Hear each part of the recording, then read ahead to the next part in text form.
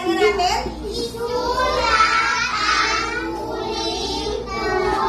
So, ibig sabihin, huling tunog yung pinakadulo ng salita. Halimbawa, ano ito? Baboy.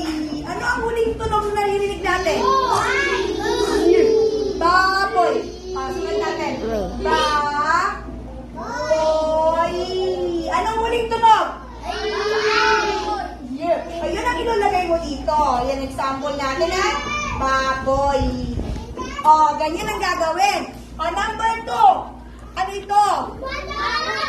Manok na siya, pero luto na siya eh. Ano nang tawag sa kanya? Oh, yes. Oo, fried chicken. Pero ito ay isang uri na? Oo nga, isang uri na? Yes, ulam.